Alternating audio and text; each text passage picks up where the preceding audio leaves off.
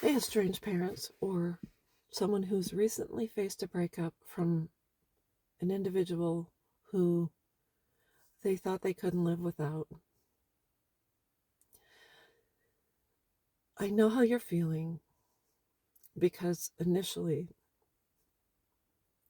when you have a broken heart, you are left. You are left shattered. It's kind of like your first love. You thought, this is going to be my forever person, and we're going to be together forever. And I'm going to have my Cinderella story and this and that. And so I want to talk about parental estrangement and the absolute worst place to be in, which is normal. I'm going to tell you your feelings are valid, normal, and I'm going to say you're not alone. There was a time when I watched Grey's Anatomy, and there's a love triangle going on where Meredith Grey meets a Derek. I forgot his last name, but anyways, I think his name is McDreamy. But she they have a relationship. Finds out he's married, so it ends up being a love triangle. So his then his wife shows up on the set, and it gets tricky. And so Meredith puts out a plea because she's desperate. So this is it. You ready? Hold a radio over my head outside your window. Unfortunate way that makes me hate you, love you.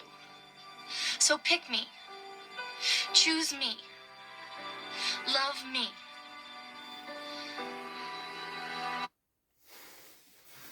Does that sound familiar? It sounded familiar in my book. I have been estranged from my daughters for 15 years, and from what I hear, initially they turned to their dad and went in that direction. And I was left after my second all by myself. And that's those are the words I wanted to play for my daughters. I want you to pick me, choose me, and love me. You can have us both. You can have your dad and mom. You can have your cake and eat it too. I was devastated. I did some really silly things. I begged, I pled, I went by both of my daughter's works. I went to my oldest daughter's work, tried to talk to her, and she walked away. I had to leave because I knew if I didn't, they'd call the cops on me and arrest me for harassment, trespassing, or whatever. I wasn't trespassed, but I could have been. And then the second one, my youngest daughter was working at Pick and Save, and I went and she was a cashier, and I stood in her line and she didn't even look at me.